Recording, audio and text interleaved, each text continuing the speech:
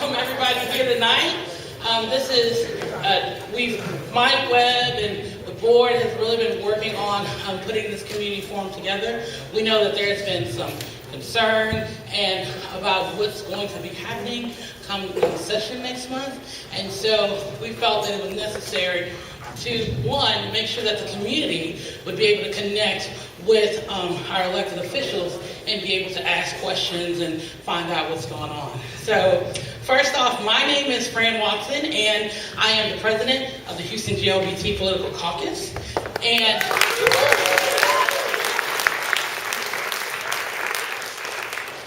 tell a little bit about the caucus. We're a 41-year-old organization, and our role is to help, with our mission is to advance the rights of the LGBTQ community.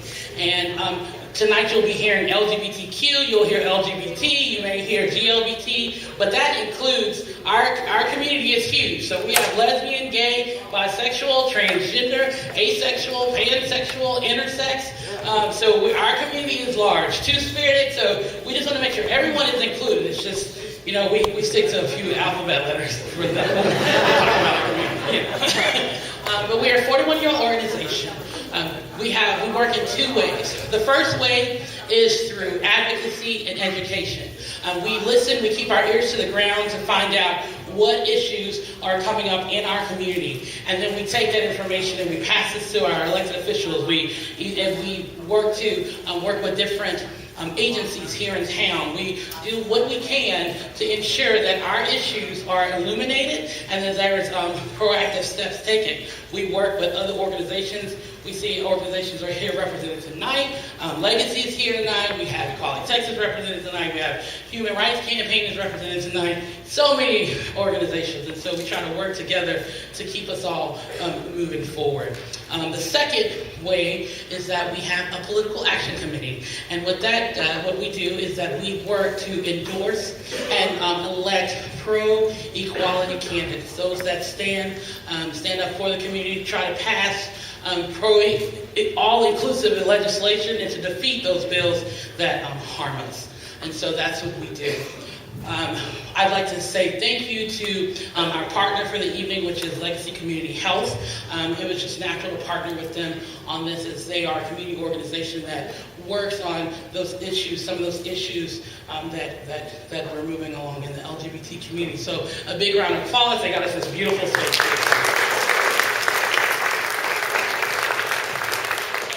And so this event tonight is about the community asking questions. Our representatives will be speaking. We have some great folks here tonight, but we want to make sure that your voices are heard. That's why we called it specifically a legislative community forum. We want to focus, really highlight community. So with that, I'd like to invite our panelists up and our moderator for the evening. All right. Thank you all for your patience. I know you're excited, right? Yeah. So before we get started with the much needed discussion, I would like to recognize Patricia from the office of Senator John Whitmire. Can she stand up and wave her hand? And Chris Banks, the special assistant to Mayor Turner. Please feel free to talk to these individuals at the end of our forum today if you would like to know how their office are getting involved in this much needed fight for our equality. I'm happy to say, to thank Representative Sarah Davis for joining us today. Senator Sylvia Garcia. Representative Thompson, the legendary. And we have the Regional Executive Director from the Texas Association of Business, Chelsea. So panelists, y'all don't mind us get right into it, do you? No? No. Cool. So I'm gonna ask a very broad question at first. What is a legislative session, and why is it important for us to pay attention to this? And also you can explain sort of your influence during the session as well. Representative Davis said I should start to some of the senator. I thought that Representative Thompson would, because she's the one that's she's a legendary person. I don't know the way to do it, but I just, first of all, thank you for the invitation, and thank you for bringing such a great group together. I think it's important to have sessions like this so that we can share and we can also listen, because that is probably the primary job for most of us, is to, particularly during the interim when we're not in session, to go and listen so that we can hear what our constituents want, so we can hear what our allies, our friends, our stakeholders are thinking about, so that we'll know what we need to be doing during session. And why is it important? Because everything that we do in Austin impacts your lives, whether it's the speed zones when you're driving down the street, or whether it's whether or not a clinic can stay open, or whether it's the test that your kids need to take or not take. I mean, there's so many things that we work on from all areas that are important. And some of the things that may be happening, more importantly this next session, under today's political climate, may just have a very more direct personal impact on you. So thank you for coming, and I hope that you gain from it as much as I think we will from listening to you. Thank you.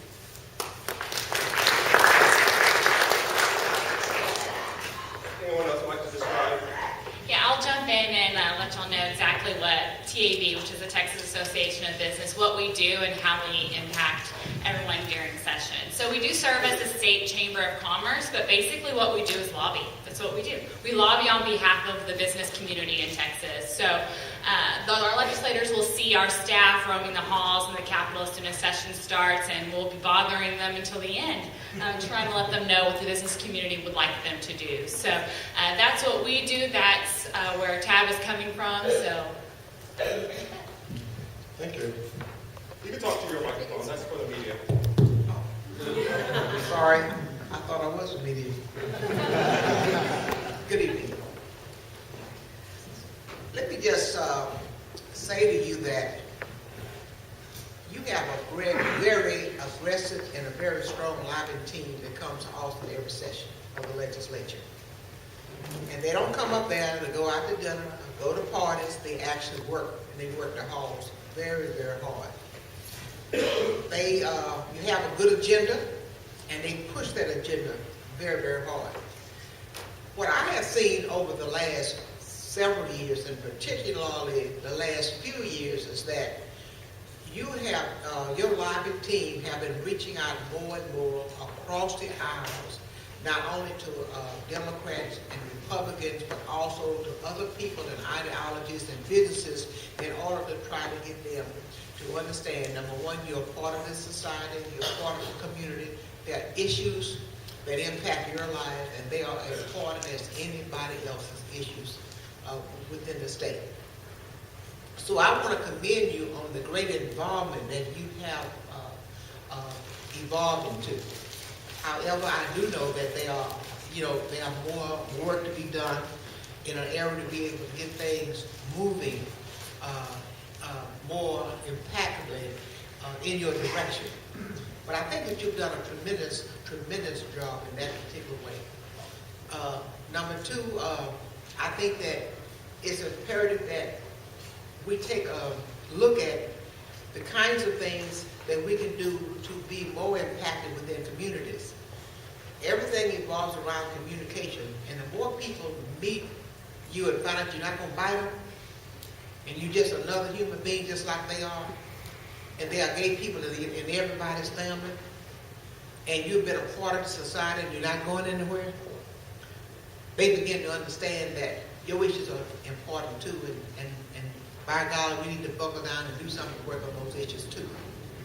Now, I know everybody's getting upset about the toilet issue, but I think the toilet issue is just a vehicle, I should say, in an effort to get something accomplished that probably people have been wanting to get accomplished for a very long time. I can't speak for the Senate, but I can speak for the House. The House is more rational.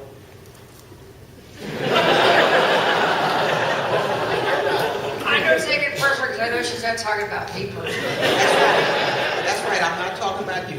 But the House is more rational in that we recognize the game, and we recognize the games that are being played. But we also recognize that there are some real issues in this state. Healthcare, more people need to be covered. Education is critical, and we need to really do something about making sure that we really are giving children in this state an education.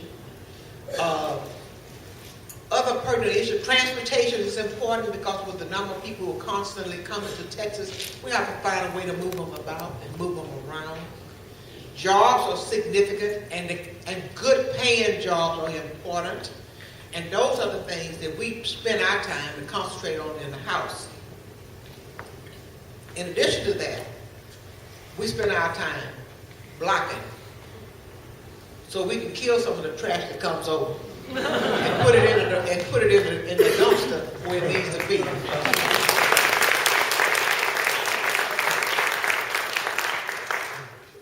So we have a constitution that says that we meet every 2 years for 140 days, and we take care of the business, and we move very swiftly and we move very fast. And it's difficult to ignore someone if you just stand up and keep hollering all the time. At some point you get on a person's nerve. But that's what you have begun to do. You have started doing that. And people are beginning to say, damn it, we're going to have to do something about these people. We're going to have to give them something because they won't shut the damn mouth up. So your agenda is significant. It's important. I don't know how many times I don't get visits from you all in my office constantly because I have an open door policy. You can come anytime. If I'm there, if I have time, I'm going to see you and I'm going to talk to you about the issues. If I have a bill that you don't like and you go against, I don't get upset with you, pissed off about it because, at one point in time, you could have something that I need to know about my particular legislation can make it good. Or if it's a bad bill, maybe I didn't really realize that and I can kill it. I pull a lot of my bills down and say, I don't need to pass this. I'm glad you told me about such a thing. But it's a kind of relationship that you continue to build that makes your agenda more passable and people more understanding. Now, people say, well, I don't really understand the gay community. They're just lying. We got people that have been around us since time immemorial, and it's no big deal. But the fact of the matter is, everyone's rights are important. Everyone should be treated with dignity and respect in the society. Everyone should be protected. And there shouldn't be a crisis in which we have to come together and get it done. It ought to be just ordinary business like everything else.